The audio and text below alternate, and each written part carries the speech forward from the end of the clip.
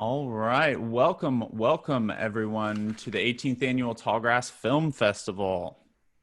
I want to take a moment to thank all of our sponsors for everything and for all of you out there for joining us for Tallgrass Film Festival virtually this year and watching the films and watching the Q&As and joining in on the discussions. Without all of you, we could not do this. So thank you so much for tuning in. If you're enjoying yourself, please make sure you let everyone know on your Facebook and your Instagram, tag at Tallgrass Film and hashtag Tallgrass 2020. Get the word out. I would like to welcome all of our guests today. We've got some fantastic guests from fantastic films from our sports shorts block this year. So we're just going to kind of go around the room here. All right, first up with the film 80-200. 80 to, how do you pronounce it? 80 to 200?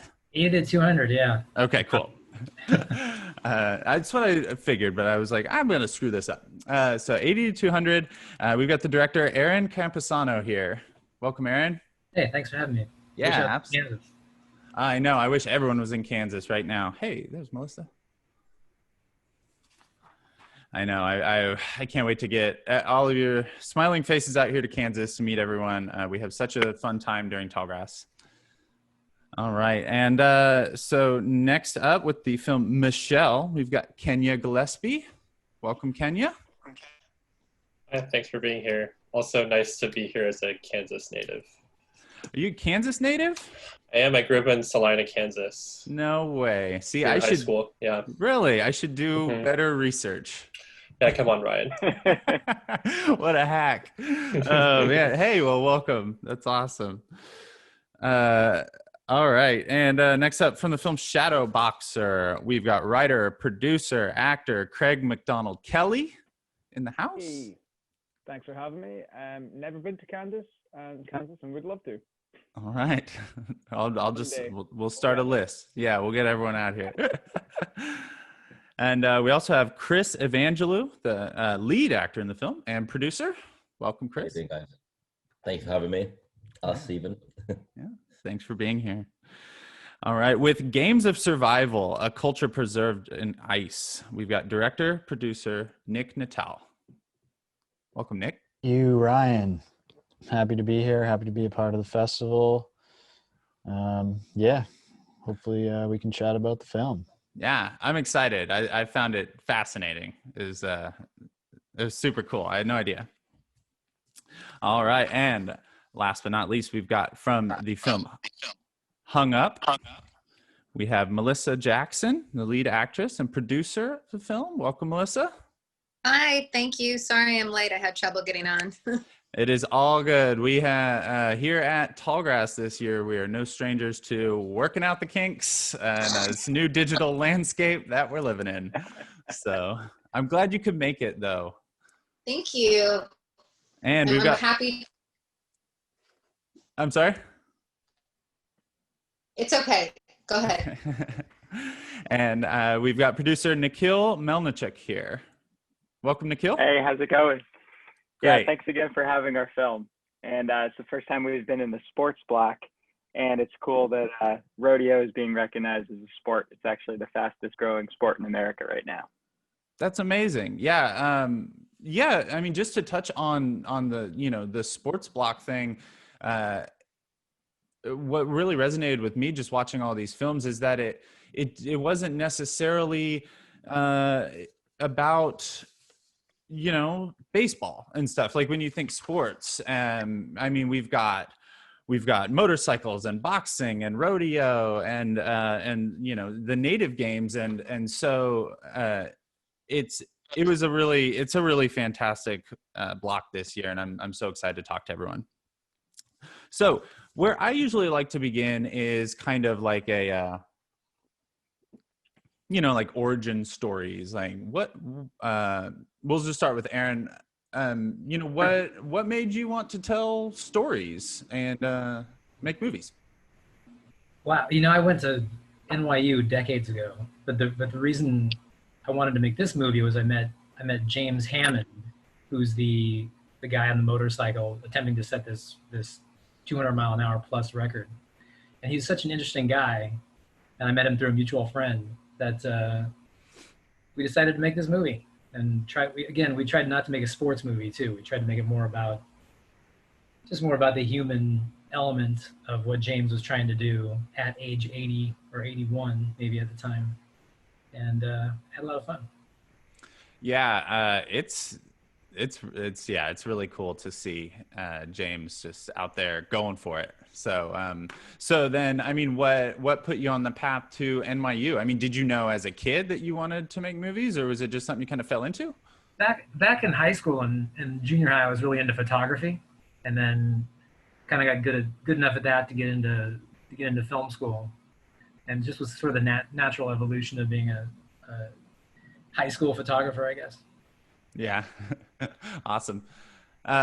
Nick, or is it Nick or Nicholas? Which do you prefer? Oh, Nick is fine. Nick. Okay, cool. Just want to make sure before I do this whole thing and I call you the wrong name. Nick, what made you want to tell stories? I started as a sound engineer, so I went to school for audio production, and then got into location sound recording. Been doing that for a while now, and sort of branched off into the other side, the video side, getting into cameras and all that good stuff. Games of Survival started as a thesis project for masters, and it grew into a much bigger film. And yeah, I found this event while traveling in Alaska a few years prior to actually making the film. And when it came time to do this thesis, I was living in Fairbanks, Alaska at the time, and had to come up with some kind of idea. And it just came out of the back of my mind. Oh yeah, there's WEO, the World Eskimo Indian Olympics. I remember looking this up a few years back. Let's start researching. And that's how I ended up finding my subjects and attending the games and making the film. It's a super cool film. I was just immersed in that whole world. It's awesome. So Craig, what brought you to the world of filmmaking? What made you want to make movies? I've only really properly started doing it in the past few years. I'm trained as an actor, kind of first and foremost. I went to school in New York for a few years. I'm from Scotland originally, and now currently based in London. And the past kind of few years founded kind of my own company, Deadline Films, with my partner David Hepburn. And we've just been bashing out shorts. We make them with like little to no budget and just call in every favor under the sun and get them made as quick as we can. And some of them are good, some of them fucking suck.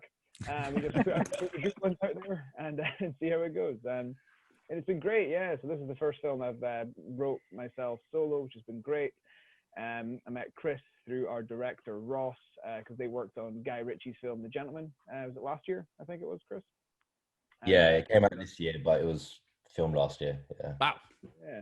And Chris is a professional boxer, and we're like, hey, do you want to do a boxing film with this dude? We're like, let's do it. And that's kind of how we got into this one. Awesome. Christopher. So then what's your origin story? It's a bit of a weird one. When I was really young, I wanted to be an actor, being a kid. But then when I was in my late teens, I had an argument on the street of London, and I decided I need to go and learn something to defend myself a bit better. And I went into a boxing club, and that was like the start of my origin story as a professional boxer. Traveled back and forth from LA and New York and all over, traveling, fighting. I was in Vegas for quite a while over there, and turned pro in London. I had a full career, but then I won my first title as a pro, and then I broke my hand in that title fight, which it was really damaged quite badly. And the doctor said, take some time out. And in that time out, I fell into acting, which I went back into my roots. And I haven't really looked back since. And as Craig said, I met Ross. Ross was working crew on The Gentleman with Guy Ritchie. And I play one of the part roles in that film. And then we met officially properly at the rap party. And then he said, he would like to work with me. And I said, yeah, definitely, we'll work together. And then sort of like the boxing story came to my mind, which I've always wanted to do, and I handed that story over to Ross, and Ross gave it to this gentleman, Craig, and with his amazing writer's brain, put a great script together, and it was Shadowboxer, pretty much. So yeah, that's how it sort of became. Wow, that's crazy. Mm. Kenya, how long did you know you wanted to make movies, and what brought you to it? Yeah, I mean, I guess similar to Nick, my background's in sound, specifically music. So I grew up ever since I was like 5 years old, thinking I was gonna be a musician, and then actually made the transition to trying to become a composer and did a master's in music composition. And then, long story short, like basically, for my thesis during that program, I did like a multimedia piece that included a short experimental film that I shot. And I'd always thought about, making films since high school. I just never, I don't know. I guess I never felt like I had the opportunity to, and I didn't know how to do it really. And yeah, music was kind of my passion for a while. But really that thesis made me think, oh, I could actually probably make a film. So similar to also Craig, like I've only been making films the past few years, but I love it so far. So. That's awesome. Yeah, that's been kind of like a common thing that just talking to everyone is that, a lot of people just say, oh yeah, I always wanted to make movies, but I didn't think I could, or didn't think I had the means or the group around me to get it done. And then eventually one day they just say, no, you know what? Screw it. Let's make a movie. And I think that's just awesome, because our motto here is stubbornly independent. And that is, I think everyone can identify with that, because everyone's just getting it made no matter how they can. All right. And then as far as it goes for you, Nikhil, how did you fall into filmmaking? Like what made you want to do it? I think if you love an art form, you want to find a way to contribute to it so it continues to grow, and so that you could provide a film that would make someone else fall in love with that craft the way that another filmmaker from the generation above you made a film that made you fall in love with it. So I think I just always loved movies, was completely immersed by them, was able to completely suspend my disbelief and fall into the world of the movies like I imagine many of the people on this call feel. And I just wanted to find a way to reach that level of skill where I could create a world that someone else could fall into the way that I fall into movies. 100%. You got to go in with like a kid, like just ready to believe everything. Like a kid, while at the same time having to know about finance and law and all that crazy stuff that it takes to make one of these crazy things. Yeah, that's really the hard part. Like making the movie, just point a camera at some of your friends, let's make it happen. But it's all that follow through. And Melissa, so actress, producer, I mean, what brought you to acting? What made you want to be these characters and then go on to produce? Yeah, I would have to say it's a pretty wild ride. I dropped out of the University of Michigan and to become a professional snowboarder. So I moved out to Aspen. Do I still have you guys? Okay, sorry, it flashed out. Yeah, I can hear you. Sorry, and then during my journey there, it was just I had this epiphany of what do I want to do with my life? And I couldn't ever figure out one thing that I wanted to do, but my obsession to like, oh, I'm going to be a lawyer, I'm going to be a dancer, I'm going to be a snowboarder, all these things. I said, well, what better way than I can immerse myself in acting and I get to be these different characters and roles. And, all the roles I played, people get to tell me all their secrets. So it's kind of like, I'm a little bit of an adrenaline junkie. So it's like people are telling me all this stuff, all their life experiences in, very condensed form. So I became completely obsessed with acting because I get to go into a world and get to many worlds that I would never get to experience in a lifetime. And then probably the reason why I got into producing, because I saw so many things happening that were wrong. And seeing how I could potentially add to that. And as I was acting, I got to learn more. I had more of a voice. Eventually I would like to direct.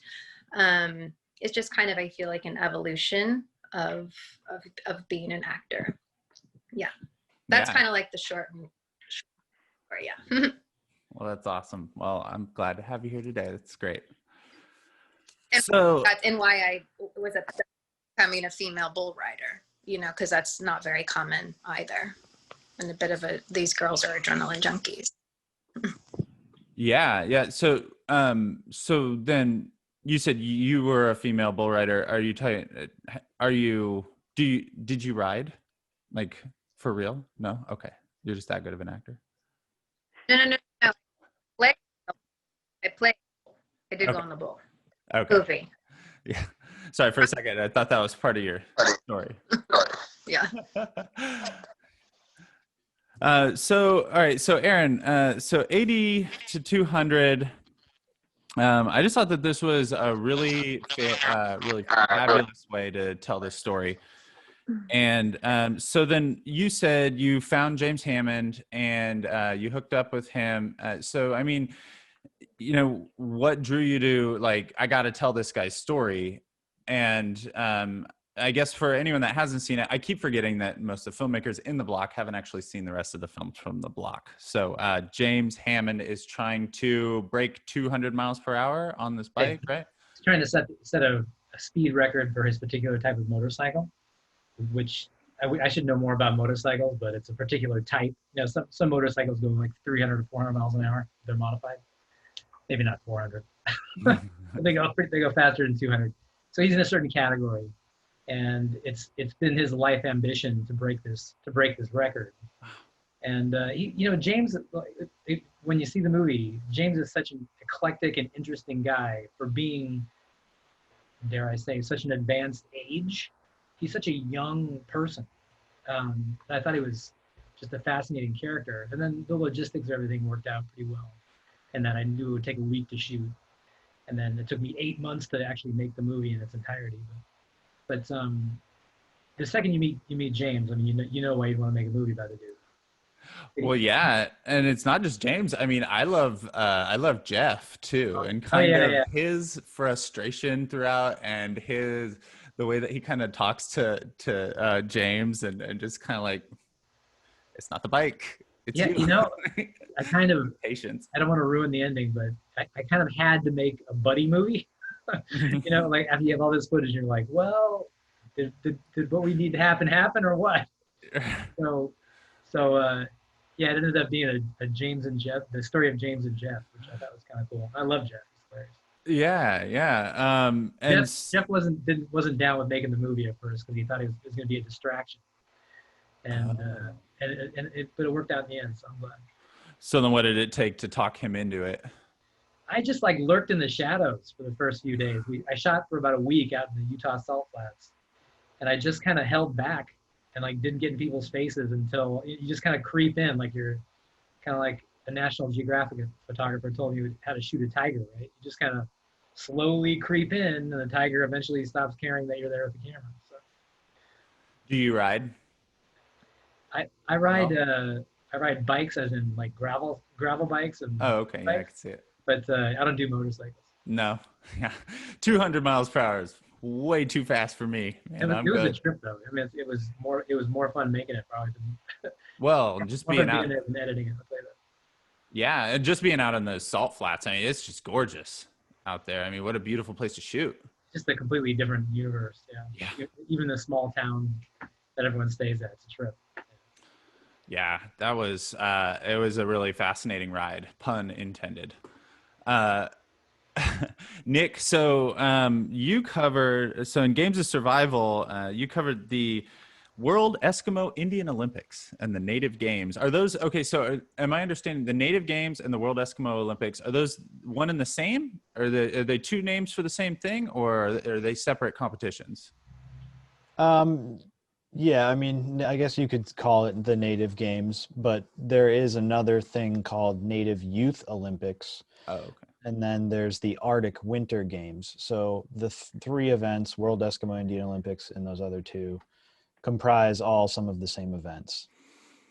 I just found it really really fascinating look into a world that I had no idea about, and the subjects for the film are so amazing. So what caught me off guard is as you're watching this, you know, you're kind of wondering like what's happening here, like what kind of a competition is this? There's 4-man carry and knuckle hop and airplaning and all this sort of stuff. And then, so, I mean, how did you find out about this world and then immerse yourself and then go on to find these 2 or 3 amazing subjects for the film?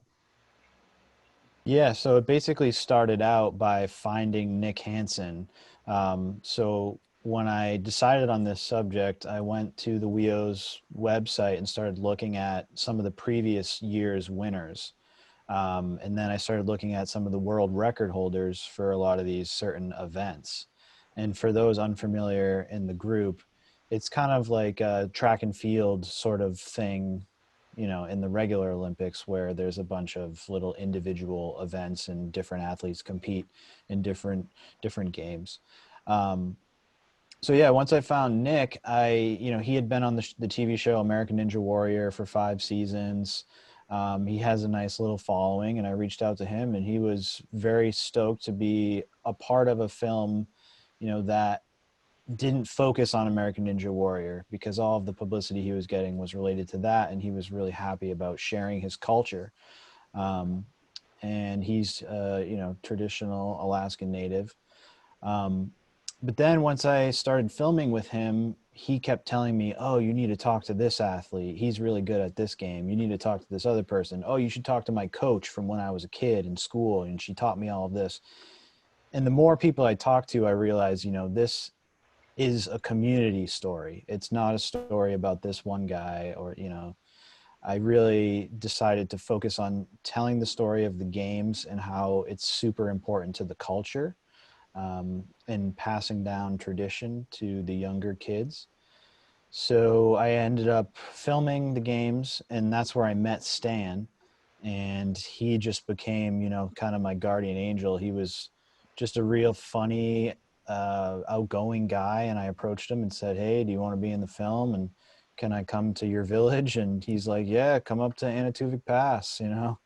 And next thing I know, 2 weeks later, we're up hiking in the Brooks Range and just filming and having a great time. So yeah, it's what I really like about the film is both of them live in very different parts of Alaska, and they have totally different ways of living.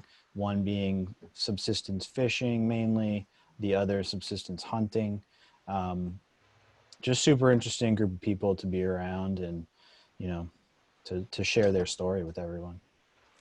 Yeah, it was really beautiful to see, you know, just the preservation of that culture in that area, and how important it was to everyone. And then just, you know, how much fun everyone seemed to be having, getting together and going to the games and cheering everyone on. It was just really cool. So thank you for sharing that story with us. It's awesome. And yeah, you're right. Stan is larger than life. The dude is great. Kenya, so in Michelle, you've got a fantastic lead, and Jessica, and the character of Mal. She was just so great. In Michelle, so for starters, I love the kind of the, you know, setting it in the 90s and kind of having that aesthetic and the look and the aspect ratio and everything. What did, you know, how did you approach that project as far as, you know, the story you wanted to tell and dealing with, you know, things like racism and you know, at school and bullies and all that sort of stuff? I mean, yeah. I mean, I'll just say that, like, whenever I'm thinking about making a film, I usually, I don't know, other filmmakers are different, but I usually start from a more personal place, and, you know, based on my own personal experiences or those around me. And simultaneously, I also wanted to create a story that was a little bit more joyful and lighthearted, because both because my past work has been a little bit more depressing, and also I feel like the world really needs something more joyful now, and I think that's an emotion that we just aren't feeling as much these days. So those two things together, like I had my personal experience was that I was growing up in Kansas. No shade to Kansas, but I was bullied as a child for being an Asian American. In grade school, it's not typical of. I mean, it's typical of many places, really. Yeah. But yeah, so I had this experience where that was kind of traumatic for me, and I wanted to somehow see that on screen, but in this cathartic way. And so I'm giving away the movie, but I didn't dance Michelle Kwan dance number and push these boys to the ground. Like I reacted more in a violent way that I was sort of ashamed of. So seeing that in a more joyful way was something that was really important to me. Yeah, if you don't smile like from ear to ear when you see her light up at the end of the film, then I don't know what's going on. Yeah, it was just really amazing to see. It's kind of one of those things where you go, oh yeah, I remember Michelle Kwan. And then you think of someone somewhere that's their person. Like they connect wholly. They, just identify so much with this person and look up to them that it was just a really, really beautiful story. So what was it like working with, with younger talent like that? And then how long did it take to nail that number at the end? Yeah. So Jessica, like surprisingly enough, has never acted before. This is her first time. Wow. And I was a little nervous about it because I've never worked with non-actors before, but she, we saw tons of kids and the casting process was just so fun because, I had them read a scene, but also I just wanted to see them dance. So everyone came in with a prepared dance number to do. We were looking for people who had dance background. So she came off very genuine and natural, and I think that was really important for her. But her dance she just did this like incredible like hip hop dance number that was like, you just have so much spunk and are so exciting to watch. So I knew that she was going to be the one. Yeah. What was your other question? Sorry, I forgot. How long did it take her to? No, it's all good. How long did it take to nail that final? Right. Yeah. So we did 11 takes. We took sort of like half the day to do that, and I was happiest with, I think we got it on the 6th try, but it was tough to do that, because we just did one long shot there, and trying to choreograph that with her movements, and she is new to acting, doesn't really understand like, oh, you're trying to have to hit these spots at these different moments, it's like we just kind of followed what she was doing at that point and sort of made it work there in the end. Yeah, well, it was a beautiful beautiful end to the film, so I loved it. Speaking of takes, so Craig, so on Shadowboxer, yeah, how do you wrap your head around shooting this boxing match with all these extras? I mean, obviously you've got a very talented boxer in your corner, which is great, but how do you attack a project like that? And yeah, I mean, just tell us a little bit about that process. Yeah, so we, like I said, we work with very limited kind of funding and just whatever we have.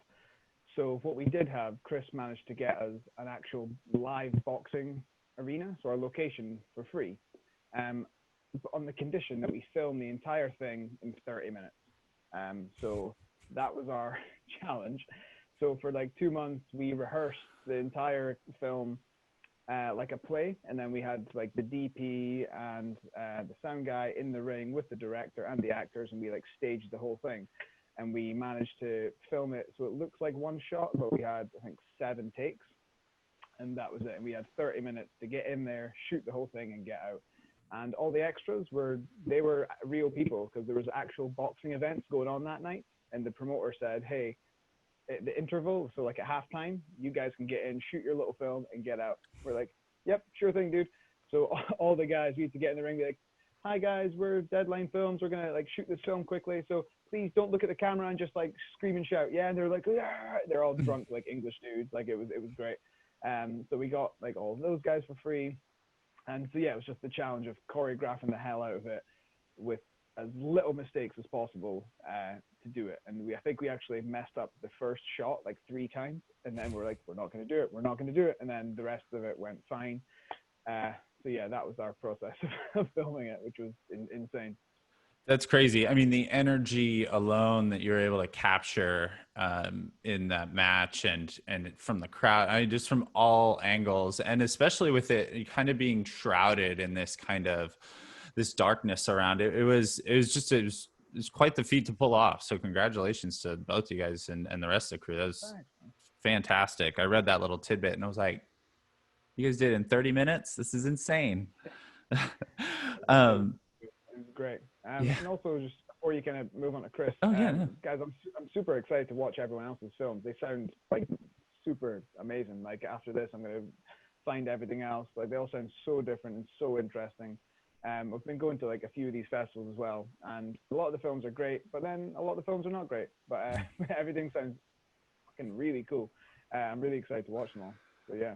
Yeah, you're in good hands with this group. This whole block is so solid. Sounds super legit. Yeah. So thanks for including us. This is awesome. Oh yeah, absolutely. Well, Chris, I was going to ask you what it was like to what kind of training you had to go through to be a boxer and all this sort of stuff. But I guess you kind of had that in the bag already. How do you approach a role like this? I mean, did you pull from? I know you said you kind of had the story to begin with. Did you pull from personal places and experiences? I mean, how do you approach that role? And then what did you bring as far on the producer side of things? Oh, you're muted. Yeah. Okay, that's well. I was eating. I have to have my midnight snack, so sorry about that. You were good. I didn't want to chew and listen, but basically, yeah. So when I was going through my boxing career, it's a very intense career, like you guys can imagine. And I'm not even talking about the fighting. That was like the easy part of a boxer's career. It's everything that happens outside of the ring, and to be an athlete on any level in any sport, you have to basically give your whole life to it. So you're very in tune with your emotions as an athlete. So going through the last sort of couple years of my career, I experienced, a lot of issues, problems, just like everyone does. But it was very heightened for me too, because it really does affect my actual career and my life. And my career is under a microscope, especially where I live. I'm not in the big-headed way, but I'm well known because I'm Greek as well. So there's not many Greek boxers out there. So I'm one of the better known athletes, and things are very heightened. And not to go too much into it, but I sort of suffered with a little bit of, depression and anxiety, sort of towards the end of my career. And a few things happened, which I wrote down into sort of like a story form, sort of like a very basic story, because I wasn't a writer at all. And I wasn't a storyteller. I became an actor, and I tell other people's stories. I never really wrote anything for myself. But when I explained it to Ross when we met over lunch, he said, I've got something here. I'm going to give it to one of my guys in my team. I hadn't met Craig yet, or David, from Deadline Films. And he said, look, it's in good hands, but I'm going to give it to one of my guys, Craig, and he's going to sort of put it to script and put his, ideas into it as well. So I hadn't told anyone that story ever, because I was always scared that someone's going to take it or criticism, that it wasn't any good. But I did, and I'm so happy I did, because then we got Shadowboxer out of it. And then one thing I've always hated with boxing movies, and I don't know if anyone else cares, even if they see them, or fighting films as such, it's very... they get actors to play a lot of the fighters, and sometimes actors can't portray a fighter very well. They can do all the acting great, but the fights look just very plastic, just very not authentic. And I really hate that. I think the only film that's got away with it is Rocky. because it's so inspirational. He could be a terrible boxer, but it was just a great film. So I recruited another boxer who plays my opponent in the film, a very good friend of mine, Hamza, who's another professional boxer. And he's not an actor. He's never acted a day in his life. But I wanted a boxer who can box and have the fight with me to be as authentic as possible. And we can teach him the acting and we can sort of tell him his lines. And there's not many lines from him, but he knows how to play arrogant. He knows how to play a boxer. So that's already written down because I know what he's like in real life. Like he's got that kind of showman about him. So that's what I wanted. I wanted authenticity when it came to the boxing. And we've sparred hundreds of rounds over the last 12, 13 years that I've known him.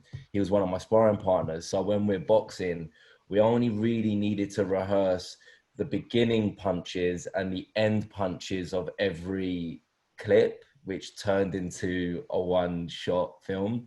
So if he was throwing a 1-2, I knew when that was going to start a sequence, and then that's it. We just were given license to improvise and basically spar each other in the ring. And because we know how to catch each other's sort of shots as pro boxers, like he can hit me, but I can ride a shot. And then we needed just to know sort of the end punch to then call cut. So as long as we had those beginning and ends, we can fill in the blanks. So I hope that's not too complicated to follow, but basically we were just told beat the crap out of each other and end on this punch and start on this punch. But a lot of rehearsing for the cameraman, especially the sound, the director having to get in and out the ring, the crowd, everything had to be all synced. And like Craig said, it was basically a filmed live theatre performance that we just got on tape. And that's what produced Shadowboxer. That's insane. It's amazing. That's a feat. No. That's fantastic. And if you guys noticed, Craig, I mean, if you guys watch the film, you'll see Craig do an amazing fly kick right at the end. Yes. Is that out of nowhere? I'm glad you mentioned that because I wanted to mention that. You were fantastic as well. And that kick, you'd be up for, you might need to look at this high kick competition in these Eskimo games. It's insane. So Nikhil, I mean, how do you even wrap your head around working with bulls, and where does this story come from? And you know, and I guess Melissa, you can obviously touch base on this as well. But I mean, what goes into working with the animals of that size? And well, they were professional rodeo bulls, so we just sat them down, had a meeting with them, and told them just to buck as they would usually buck, and we just filmed them and it would be fine. But the hardest part of making the movie was actually getting the insurance and getting Screen Actors Guild to let us film with professional actors around bulls. And because American Humane came and certified our film as getting no animals were harmed certification on a film, you actually have to have someone come and watch every single shot of your film and make sure you didn't actually hurt any animals, which was great. But because of that, it meant we only got one take for each of our bull rides. So we had to kind of, as I'm listening to the boxing movie, the way you guys prepared, we had to do a similar thing of just making sure we knew exactly how we were going to shoot this fight, essentially this 10-second bull ride, this fight between this person and this animal. Except the difference was we didn't know what was going to happen. We didn't know if the bull was going to buck off the rider in 1 second, in which case we probably wouldn't have been able to get the movie, or whether the rider was going to last 8 or 10 seconds, in which case we got this epic take, which would become an incredible sequence. So we kind of got somewhere in between.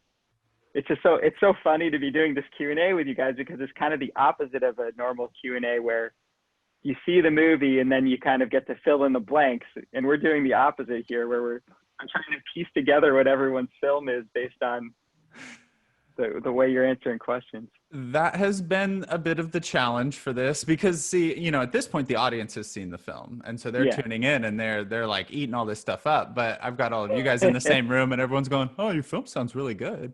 Like putting it together. It's getting me really excited. Like, I can't wait. Like, it's getting, like, you know, the energy going. I'm chuffed, man. Well, we'll make Yeah, sure it's we a get. mystery. We'll make sure we got everyone passes so you can watch them. Thank Yeah. So what was that, the casting process like? I mean, getting, I mean, obviously, Melissa, when did you come into the project? I came in at the very beginning. I kind of hunted the director down because it was his story about this cowgirl that he had been meeting the cowgirls and watching them, because there's about 8 girls in the country that ride bulls. Well, actually there's more, but there's a show called Cowgirls. Anyway, so he was following them and had a relationship with one, and I was like, I have to play this character. So Nikhil and I came on as producers. Actually, Nikhil came home from a film festival. He's like, we're making this movie in a month. And I was like, excuse me? Great. So we had, you know, it was kind of amazing and kind of not amazing all at once. You know, I had a stunt rider, and a week before they had a drug overdose. So, okay, so we got to call the movie off. They didn't die, but it was an overdose. So I said, so Nikhil and I go to the restaurant in New York. My neighbor owns a Mexican restaurant. We were complaining to him, and he was just like, oh, my cousin's a bull rider. I'm like, yeah, sure. Your cousin's a bull rider. We live in New York City. Bull rider, my ass. Sorry. And he gives me his, I said, show me a picture of him. And I'm like, what? And I was like, oh, so he's a professional bull rider and he looks exactly like me. Call him right now. Let me call him. Make a very long story short, this guy, I have a twin. He's my same size, same boot size, same height, like everything that, I mean, you saw the movie. You don't know that I'm not riding that bull. I mean, that's kismet. Holy smokes. Yeah. Well, So that was only that and I was like, yeah, we have no money. Can you drive down for like a couple $100 for like a week and like ride your bull? And then like, we had never seen bull riding in person. I'm like, wow, he might die. I was like, this is a producing nightmare, Nikhil. I was like, wow, what kind of insurance do we have? I'm like, the ambulances are there. The guy's praying above the rodeo. I'm like, what is this? I'm like, I'm a girl from Detroit, New York City. I'm like, what are they doing? Why are they praying? I was like, somebody get that on camera. And then the bull's going down in the chute, like making like beastly noises that I've never heard come from anything. And I'm like, I was like, he's going to die. What if he dies? He's going to die. And so anyways, it was amazing because we were supposed to make the movie. But if you go to the rodeo, and I don't know if anybody else knows, but like you get bucked off like really easy. And he stayed on for 6 seconds. So we were able to take that in post in slow motion. And then we asked him to get hung up, which is like the, absolute no-no. And we had a nice bull according to our stunt coordinator. And I don't know. I have no idea. Now I know too much, and now I'm like, oof. Now I get nervous. Right, I get it. That's a lot of beast to be anywhere, even in the vicinity of. I mean, I'm from. Yeah, I sat on it. I was like, I'm good. We'll sit on it. But that's where I learned. They're like, well, that's the most dangerous part is sitting on in the bull in the chute, because that's when they go crazy. So I'm good now. I'm good. I did that. I'm good. Because that was you in the chute, though, right? Right? Yeah. Oh, that's right. I don't know. I don't, at this point, I don't, they edited so many things, like even like the hang up scene, because we used a robo bull. We used a bucking bull, and like that went around and like threw me around till I couldn't even see straight. So yeah, everything was edited between Adam and I. We wigged up Adam. He had a long braid. I've got my hair's down to my waist right now, but I don't have it down. But in the movie, you see that. That's wow. That's impressive. Well, I just thought you were fantastic in it. And I mean, you're in there opposite some other just an incredible talent. I mean, how do you track down Kevin Kane and Catherine Curtin? I mean, Kevin's, in The Irishman and Inside Amy Schumer, and Catherine's on The Orange is the New Black. I mean, I want to work with I really want to work with good people. And I think if you have a good story, and I think if you're ballsy enough, you can call their agent and just tell them like, hey, I have this amazing project and this role is going to be incredible. I'm not saying I have like I'm not a star. I have a track record. You know, they've seen some of my work at other festivals. And yeah, I'm super proud. We actually have won a few awards for our cast ensemble, and a few of us have won awards. So I was very grateful to get all of them, and I love them, and they were amazing to work with. We had absolutely no rehearsal time. It was, can you get to Lubbock, Texas? And they're like, okay, sure, no problem. In fact, Kevin had to like leave in the middle of the night because, you know, he was in the middle of doing something with Amy. And yeah, everyone got down to Lubbock. I mean, it's a super small town, and they didn't have to get on some little SAG short, but they love the world as I did. And they respected Nikhil and myself and what we've done before in the past. So yeah, super grateful. Yeah, no, I think it was just a fantastic film all the way around. Thank you. Congrats on your awards too. That's amazing. Yeah, thanks. Well, man, I could do this all day long, guys, but I don't want to keep you all night for our friends in the UK. So I guess let's just do the old let's go around and Aaron, what's anything cool you want to promote that you're working on or you're excited about? I'm excited about this short that I just made. You know, thanks so much for having me there. And I'm working on another documentary I've been working on for years called Invasive Species, which is about a 90-year-old man removing certain types of foliage from the Mendocino coast, and it's also about the murder of an environmentalist up there. Oh, and wow. You can hit me up on Instagram or whatever.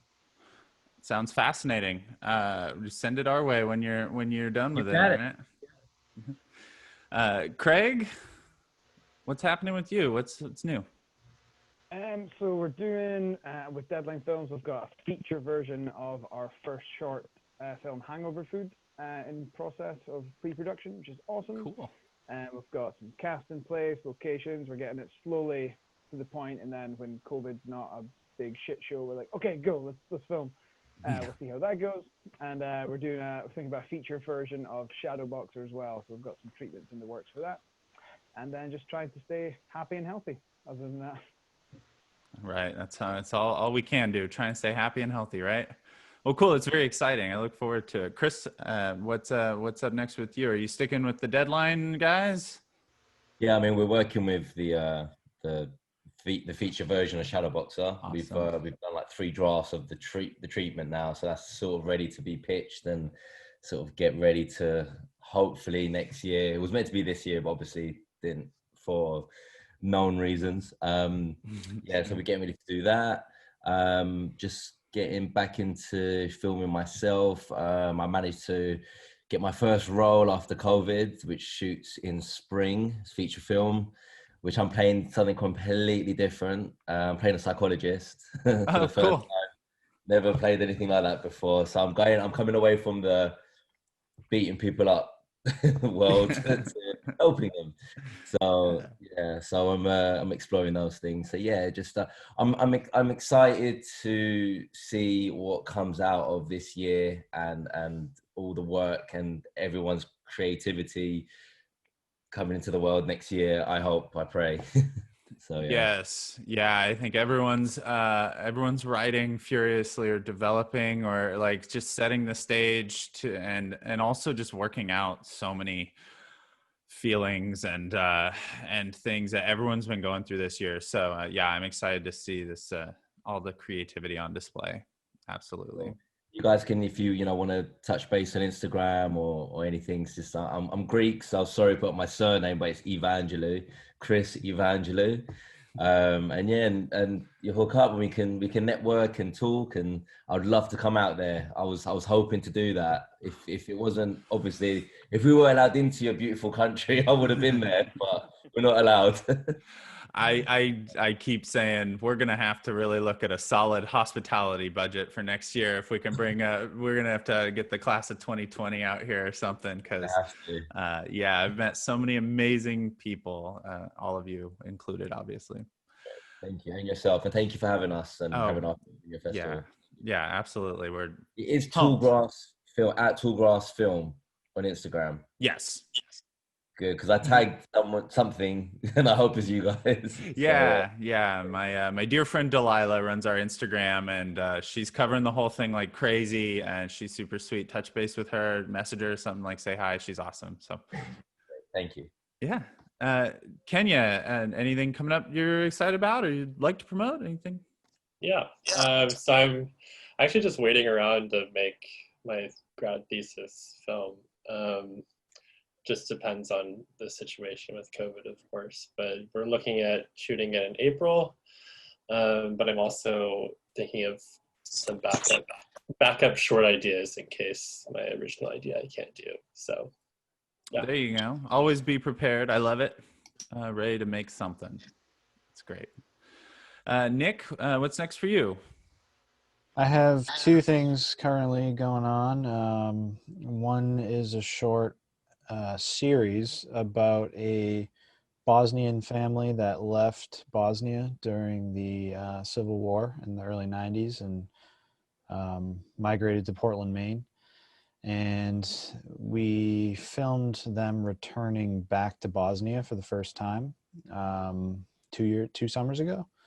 So they had a big family reunion, camp where a few of them were held.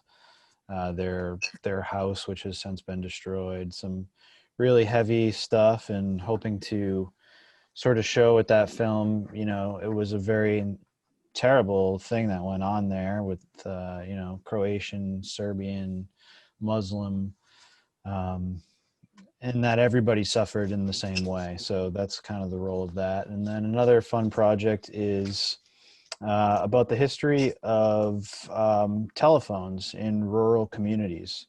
So I live in rural Vermont right now, and there's a long history of, really small telephone companies where only 20 or so people could talk at the same time. And I'm planning to interview a bunch of older folks up there and get their perspectives on the previous years and how they're operating now. And the cool thing about that is it's going to be animated, so it's going to be a little series of vignettes. So I'm excited about that. Awesome. Looking forward to seeing it. Nikhil, what's next on the docket? Tallgrass Film Festival. I am freaking excited to be part of it. Melissa and I have been wanting to be part of this festival for a long time, so we're very excited that this one clicked with you guys. For all the other filmmakers, I'm sure can relate. Like, there's so many different stages to making a movie, and each of them has their pleasures. And for this one, for Hung Up, our rodeo film, it's kind of been a pleasure to see people react to the rodeo the way that I did for the first time, because I'm from Western Massachusetts. I've lived in New York City for a while. I'd never been into a rodeo until recently. I didn't really know anything about the world, and as soon as I started immersing myself in it, I just completely fell in love with the people in it, and showing the film and having audiences fall in love with those characters. That's been a thrill, and it's inspired us to make another project in that world, which is what's next for us. Very cool. I can say there was a one moment in that film, amongst all the others, that there's like this low angle shot, and you see the bull is bucking, and it turns, and all of like the slobber and like everything is flying, and it like glints with the light, and it just took my breath away. I was like, it's perfect. You guys can just stop right there. It's so good. It was like such a cool shot. Yeah, we had 3 cameras shooting the final ride, and one camera was the slobber camera. It was set up specifically to try to catch it. It worked. And they all jumped. All the guys jumped. It was nasty. Yeah, basically we had all these tough filmmakers, myself included. We thought we were cool, and as soon as the bull like whipped, there was a 15-foot fence separating us and the bull, but as soon as the bull came towards us, we all just jumped back and shrieked, and all the cowboys laughed at us. You ain't no cowboy. I ain't no cowboy. No Bunch of way. city slickers. Yes, sir. So what's up next for you, Melissa? What are you working on? We have a little conglomerate of things that we are trying to utilize our time wisely during this COVID, so that we're basically setting up a few different features right now, in a very diverse kind of a way, diverse worlds, kind of hitting off of a few of the shorts that Nikhil and I have made. So we're just trying to get them, finance ready, scripts packaged up, so that when we can go, that we can in 2021 hopefully get those off the ground. Awesome. Yeah, I mean, everyone's having to be creative for sure in their approach to everything right now. It seems like so. It's so really smart to get all your ducks in a row, so that when the world finally goes back to normal and everyone's ready to get back at it, you're ready to roll. So that's Exactly. Brilliant Yeah, that's what we're trying to do. I love it. Well, thank you all so much for joining us. You've all been fantastic. Thank you to everyone out there for joining us for the 18th Annual Tallgrass Film Festival. I hope you enjoyed all the films as much as I did, and make sure you are voting for your Audience Award winners. And so cast your vote for all these amazing films. And thank you all so much for joining us. Thank you. Thank you. Yeah, thank you. So much for having us. Yes, It's good to meet all the other filmmakers. Yeah, I can't wait to see all these incredible films. I know. Oh yeah. Oh, yeah, I have to see these. Yeah, I can't wait for you to see them as well. Thank you so much, everyone. Have a great day. All right. Thank you. Thank Bye. you. Bye. Bye.